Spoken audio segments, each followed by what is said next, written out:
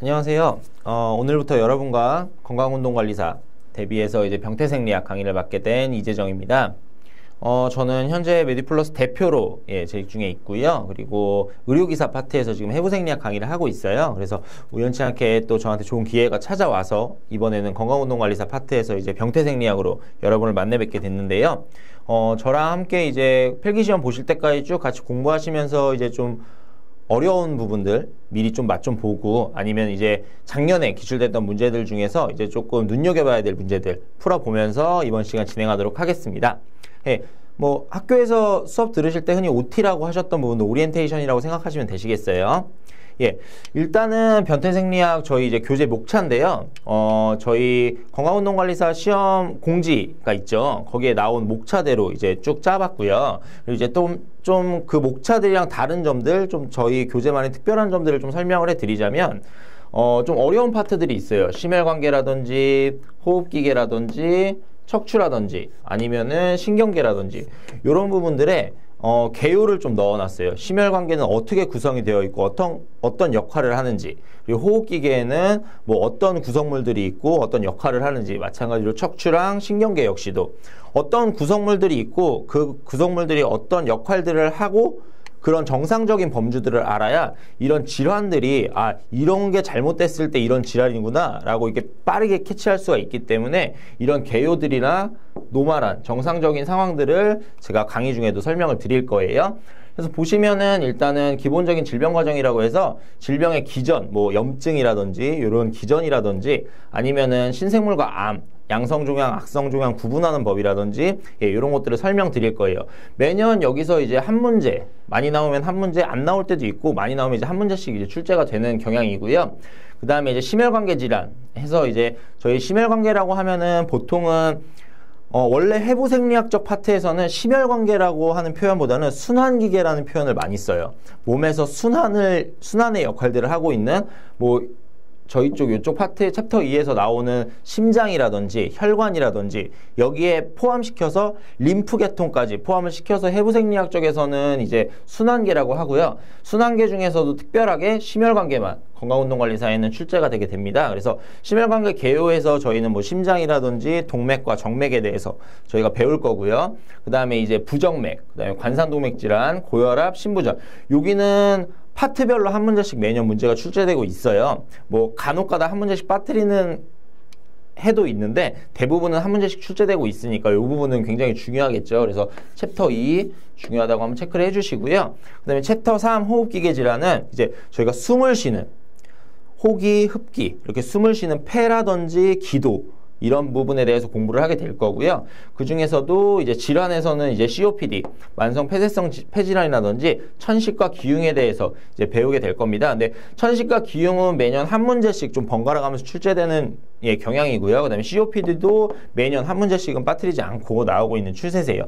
그래서 호흡기계 질환 역시도 꽤 중요한 파트죠. 그 다음에 척추 질환 같은 경우에는 제가 좀 추간팔 탈출증 할 때 나눠놨어요. 요게 보통은 목 디스크 아니면은 허리 디스크, 요 두 부분이 많이 나오게 되는데, 사실 임상에서도 많이 볼 수 있는 쪽이 목 디스크 아니면 허리 디스크예요. 가슴 디스크라든지 골반 디스크는 거의 없습니다. 그래서 목 디스크, 허리 디스크 위주로 공부를 할 거고요. 그다음에 척추는 어떻게 생겼는지, 어떤 역할을 하는지, 어떤 구조물로 이루어져 있는지에 대해서 한번 보고, 그 다음에 이제 요통이라든지 척추 측만증이라고 하죠. 척추 역구분증에 대해서도 볼 거예요. 근데 요통이랑 측만증 역시도 번갈아 가면서 매년 한 문제씩 출제되고 있고요. 허리랑 목 디스크 같은 경우에도 큰 범주 안에서는 디스크로 한 문제씩 나오지만 목과 허리도 한 문제씩 번갈아 가면서 출제가 되고 있어요. 그러니까 이 부분도 굉장히 중요한 파트입니다. 그다음에 뼈 질환에서는 이제 뼈 엉성증, 골다공증이라고 하죠. 그다음에 이제 관절염도 종류가 굉장히 많아요. 뼈 관절염도 있고 류마티스 관절염, 대표적으로 두 개죠. 시험에 나오는 파트도 두 개고요. 그래서 아직까지 건강운동관리사 쪽에서는 뼈 관절염이랑 류마티스 관절염만 나왔어요. 근데 뭐 혈우병성 관절염이라든지 아니면은 뭐 통풍성 관절염이라든지 관절염 종류가 굉장히 많거든요. 그래서 기타적인 부분들에 대해서는 혹시 시험에 나올지도 모르기 때문에 제가 요것도 수업 중에 한번 체크를 해드리도록 하겠습니다. 그 다음에 대사계 질환이라고 해서 요거는 비만에 관련된 질환들이에요, 대부분. 그래서 비만으로 인한 당뇨병, 고지혈증, 대사증후군에 대해서 배울 거고요. 여기서도 역시 크게 세 파트긴 한데 보통 1년에 2문제 정도씩은 출제가 꾸준히 되고 있습니다. 그 다음에 여러분들이 가장 어려워하시는 파트예요. 신경계 질환. 신경계는 사실 제가 물리치료사 출신인데 물리치료사인 저도 굉장히 어려워하는 파트 중에 하나입니다. 그래서 신경계 질환에서도 먼저 신경계가 어떤 구조물들을 가지고 있고 어떤 기능을 하고 이것들이 어떻게 우리 몸에서 역할을 하는지에 대해서 배운 다음에 그 다음에 이제 뇌졸중, 주로 이제 대뇌에 관련된 파트죠. 뇌졸중, 그 다음에 파킨슨병 역시 대뇌에서 흑색질이라고 하는 부분에 이제 도파민 분비에 관한 문제인데 요것도 역시 다룰 거고요. 그 다음에 이제 혈관성 치매라든지 아니면은 뭐 알츠하이머성 치매 이렇게 해서 치매에 대해서도 배우게 될 겁니다. 뇌졸중이랑 파킨슨병은 거의 매년 나와요. 문제가. 근데 치매에서는 나올 때 있고 안 나올 때 있고 번갈아 가면서 나오니까 그런 중요한 부분들이 있다라는 거 명심해 두시고 저희 그러면 다음에 이론 맛보기로 들어가 볼게요.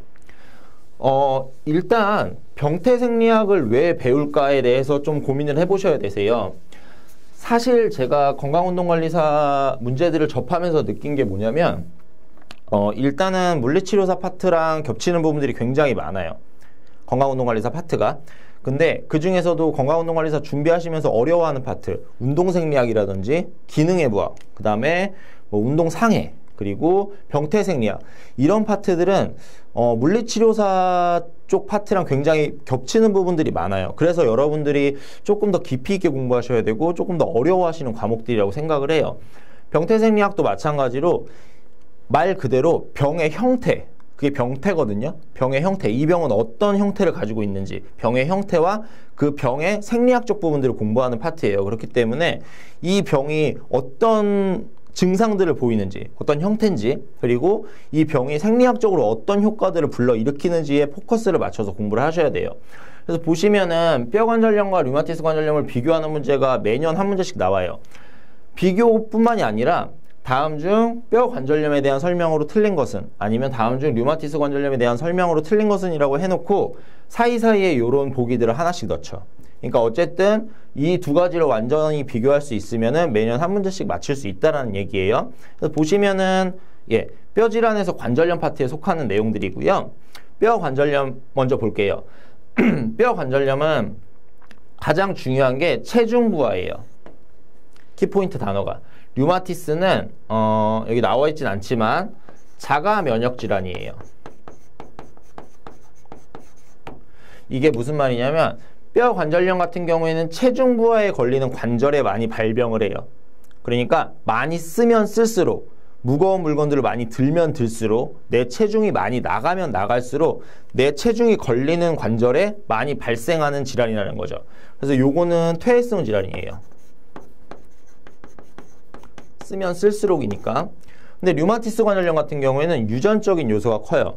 자가면역 질환이라는 것 자체가 내 몸에 있는 어떤 구조물을 외부에서 들어온 구조물이라고 착각을 하고 공격을 하는 형태거든요. 그래서 내 무릎은 원래 내 무릎인데 아니야, 저거 딴 데서 들어온 거야, 공격해서 없애버려야 돼 라고 해서 계속 그 부분들을 공격하게 되고 거기에 염증이 생기고 붓고 이런 형태가 자가면역 질환인데, 이거는 퇴행성이 아니라 유전성인 가능성이 크고요. 특발성인 가능성이 큽니다. 그래서 비교를 여기서부터 시작을 하는 거예요. 뼈관절염 같은 경우에는 체중 부하에 걸리는 관절이기 때문에 주로 큰 관절에 걸려요. 저희 손가락 관절이라든지 발가락 관절에는 체중이 많이 부하되지 않아요. 그죠? 누가 여기로 이렇게 물구나무를 계속 서서 다니는 것도 아니고, 그죠? 손가락에 걸릴 리는 없겠죠? 주로 무릎에 많이 걸리고요. 여러분들 슬관절이라고 하죠? 무릎 관절에 많이 호발하게 되고, 그 다음에 이제 고관절이라고 하는 엉덩관절에 많이 호발하게 됩니다. 제가 수업 중에 가급적이면 신용어를 쓸 거예요. 신용어, 구용어가 있는데, 구용어 같은 경우에는 예전에 쓰던 단어들이에요. 한문으로 된. 근데 그게 이제 요즘에는 의학계도 그렇고 보건계도 그렇고 대부분 신용어를 사용을 해요. 시험에도 그렇고 가로 열고 이제 구용어라든지 원어를 주게 되죠. 그래서 이제 무릎관절, 슬관절, 엉덩관절, 고관절에 이제 많이 걸리게 되고요. 요거는 그렇기 때문에 연골에 많이, 만약에 이게 무릎관절이라고 치면 무릎관절이 이렇게 있으면 요 부분에 이제 연골들이 있는데 여기에 이제 많이 부딪히게 되면서 여기에 염증이 생기게 돼요. 관절염이니까 염증이겠죠. 그래서 연골에 염증이 많이 생기게 되고요. 많이 쓰는 거기 때문에 중년 이후, 나이가 어느 정도 든 이후에 이제 발병하게 되고, 많이 써서 아픈 거기 때문에 쓴 다음 아침에 열심히 쓰고 오후에 강직이 발생하게 돼요. 이해되시죠? 그리고 특별하게 해버딘 결절이라는 구조물을 볼 수가 있고요. 그 다음에 피부 조직 밑에 결절은 나타나지 않습니다. 피부 조직 밑 결절은 다른 말로 류마티스 결절이라고도 하는데요. 상식적으로 만약에 출제위원이라고 생각해 봅시다. 여러분들이. 그러면 류마티스 결절이라고 쓰면 당연히 요거는 요거겠죠. 단어 자체가. 그렇기 때문에 류마티스 결절이라고 나오면은 그 해년도 문제는 쉬운 문제. 피부 조직 및 결절이라고 나오면은 조금 어려웠던 문제라고 생각해 주시면 되세요. 그래서 크게 두 가지 결절이 있는데, 하나는 뼈관절염에서, 하나는 류마티스 관절염에서 나타난다. 그리고 류마티스 관절염을 좀 설명을 드리면 요건 작은 관절이 나타나요. 대칭적. 이게 가장 중요한 단어인데요. 자가 면역 질환이고 유전적이고 특발성이기 때문에 사람 몸에 대칭적으로 일어나요. 내가 오른손만 계속 썼다고 해서 나오는 거는 뼈관절염이고, 내가 오른쪽으로 체중 지지를 많이 해요. 그럼 오른쪽 무릎 관절에만 나타날 수 있어요. 이건 대칭적이지가 않아요. 근데 이거는 감염돼서 되는 거기 때문에 내가 오른쪽에 걸렸다. 그럼 왼쪽도 똑같은 그 부위에 걸려요. 신기하죠? 그래서 이건 대칭적으로 나타나게 되고요. 발병 연령은 유전적이고 특발성이기 때문에 모든 연령에 나타나게 됩니다. 그리고 초기 침원 부위는 여긴 연골인데 여긴 윤활막이에요. 제가 이거는 수업 중에 설명을 드리겠지만 일단 무릎 관절로 좀 설명을 드리면, 이 뼈에 붙어있는 부분들, 이 부분들이 쿠션 역할을 해주게 되는데 이 부분들을 연골이라고 하고요. 윤활막은 이 무릎 관절이나 엉덩 관절 부분을 싸고 있는 막이에요. 여기에서 이제 자동차의 엔진이 잘 굴러가려면 엔진 오일이 들어가야 되죠. 그래서 이 윤활막에서 윤활액을 좀 이렇게 분비를 해줘서 얘네들이 조금 더 원활하게 움직일 수 있도록 그렇게 해주는 부분들이 윤활막이고요. 얘 같은 경우에는 쓰고 난 다음에 강직이 일어나는데, 얘는 안 쓰면 그대로 굳어버리기 때문에 저녁 내내 쓰지 않고 아침에 강직이 일어나게 됩니다. 특이하죠? 해버딘 결절은 나타나지 않고요. 피부 조직 및 결절은 아주 약한 범위 내로 나오게 되는데, 요거는 조금 대륙마다 인종마다 달라요. 뭐 흑인종 같은 경우에는 조금 안 나오고요. 황인종이나 백인종 같은 경우에 조금 수치가 높고요. 그래서 이렇게 구분을 할 수가 있어요. 요거는 시험에 항상 나오는 문제이기 때문에 아마 저는 올해에도 나올 거라고 생각을 하고요. 이 부분은 꼭 체크해 주시고 넘어가 주시길 바랄게요. 네, 그 다음은 척추의 개요입니다. 척추는 다들 아시죠? 근데 여러분들이 헷갈려 하시는 부분들이 있어요. 척추, 척수, 척주, 척추신경. 다 똑같은 말 같아요. 그죠? 요 뼈 하나하나, 요 뼈 하나하나를 척추라고 해요. 척수는 이 가운데 들어있는 신경, 이 다음에 보실 텐데, 요렇게 들어있는, 뇌에서 연결되어 있는 중추신경계, 이거를 척수, 스파이널 코드라고 하거든요. 요거는 신경인데, 얘는 CNS라고 해서 센트럴 너버스 시스템, 중추신경계예요. 척추는 뼈 하나하나, 척주는 이 척추들을 연결한 이 전체적인 기둥, 주자가 한문으로 기둥주자예요. 그래서 이 전체적인 기둥, 이 척추 사이사이에 있는 인터버테브럴 디스크, 우리가 흔히 말하는 디스크라고 하는 그런 완충작용을 해주는 구조물들과 다 합쳐서 척추, 기둥이라고 생각하시면 되세요. 그리고 척추신경은 이 척추뼈들 사이사이마다 나오는 신경들이 있어요.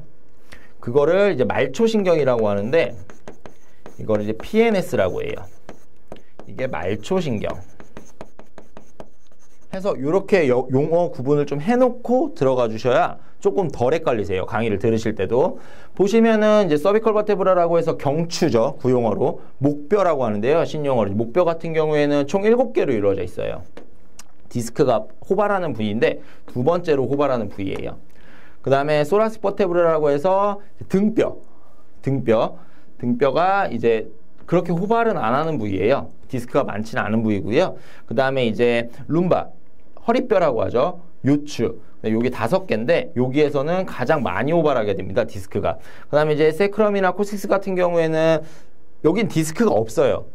디스크가 없기 때문에 이쪽에서는 디스크가 나타나지 않고요. 디스크를 배우려면 일단은 요 2가지를 알고 있으셔야 되는데 그럼 왜 가슴뼈에서는 디스크가 호발하지 않고 목뼈랑 허리뼈에서 디스크가 많이 호발을 하느냐? 그거는 운동성의 문제예요. 가슴뼈 같은 경우에는 운동성이 그렇게 크지가 않아요. 여러분들이 움직여보면 아시겠지만 허리뼈나 목뼈 같은 경우에는 운동성이 굉장히 크거든요. 근데 가슴뼈는 거의 움직이지 않습니다.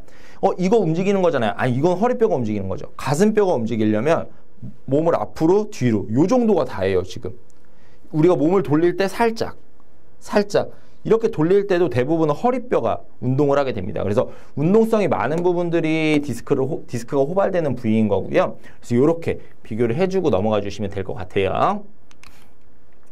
그 다음은 이제 척추의 개요 2번째인데요. 요거는 이제 제가 디스크랑 신경에 대해서 조금 설명을 드리려고 가져온 사진입니다. 보시면은 지금 요 척수 스파이널 코드를 요렇게 자른 거예요. 요렇게 잘라서 보면은 지금 요 부분이 요 부분으로 확대가 된 거고요. 이게 척추뼈 하나고 요 사이에 있는 게 디스크예요. 이 디스크의 정식 명칭은 인터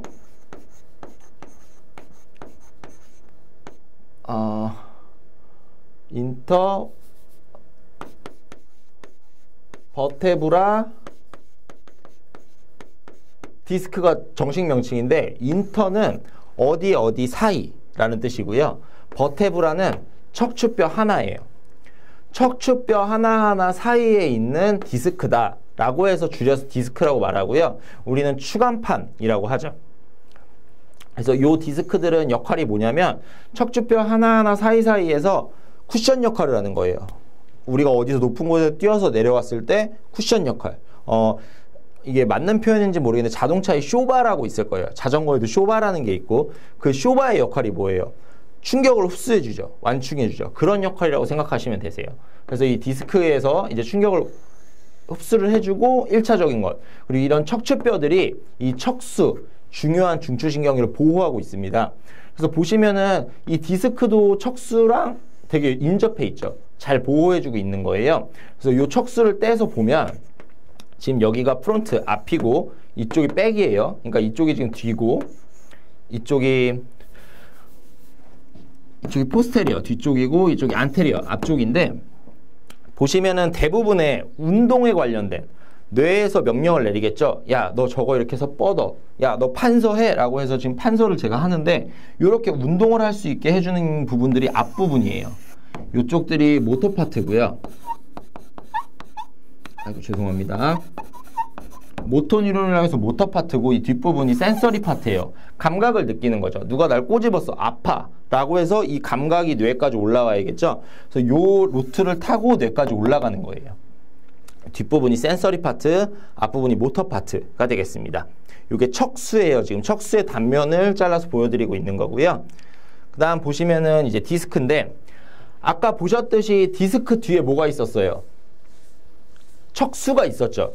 그런 척수들이 눌리게 되면 통증을 느끼게 되고 저림 증상이라든지 마비라든지 이런 증상들을 느끼게 되는데, 이렇게 정상적인 디스크가 보시면은 요게 지금 스파이널 코드예요. 척수, 그리고 요게 척추신경, 아까 말씀드렸던 말초신경계 척추신경을 이렇게 누를 수가 있어요. 그러면 통증이 생기겠죠. 염증도 생기고 마비도 생기고 해서 이 단계들을 돌출, 탈출, 격리 3단계로 나누어 볼 수 있고요. 돌출은 살짝 나온 거예요. 수액이. 그 다음에 탈출은 이 수액이 이 보호막을 뚫고 나온 거죠. 격리 같은 경우에는 이게 나와서 이렇게 격리가 되는, 이게 둥그러니 떨어져 나가게 되는 이 상태가 격리가 되는 겁니다. 그래서 총 3가지 단계가 있고요. 단계별로 증상이 조금씩 다르니까 요것도 제가 수업 시간에 말씀을 드리도록 할게요. 그러면은 지금부터는 이제 작년도 기출문제를 한번 풀어볼 건데요. 제가 말씀드렸듯이 관상동맥 질환도 항상 나오는 부분이에요. 그래서 심금 허혈에 대한 문제고요. 용어로 옳은 것을 고르래요. 심장 근육의 무엇을 초과한 상태가 지속되면 심장 근육에 허혈이 발생한다. 허혈이라는 건 가짜 피. 그러니까 아직 허한 거예요. 부족한 거예요. 피가 부족해. 부족해? 여러분들 뭐가 부족해요? 보통 사람들은 돈이 부족하지 않나요? 돈이 왜 부족해요? 나는 이만큼을 쓰고 싶은데 내가 돈이 이만큼밖에 없을 때 돈이 부족한 거죠. 그러니까 내가 이만큼 필요해요. 내가 이만큼을 요구해요. 요구하는데 공급해주는 양이 적을 때 우리는 그게 부족하다고 느끼고 심장에서는 그런 표현을 허혈이라고 합니다. 피가 이만큼 있어야 되는데 피가 그만큼 있지 않은 거예요.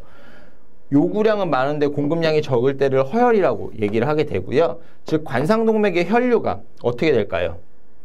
감소가 되면은 심장 기능이 저하할 수 있게 된다.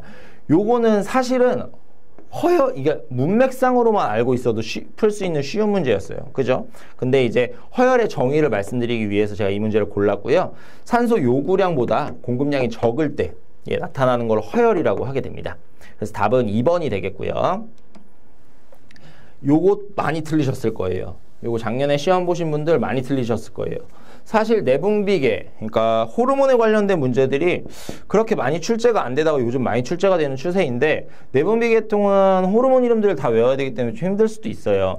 근데 이제 혈압에 관련된 호르몬들은 정해져 있어요. 딱 개수가. 그렇기 때문에 한번 요거 볼게요.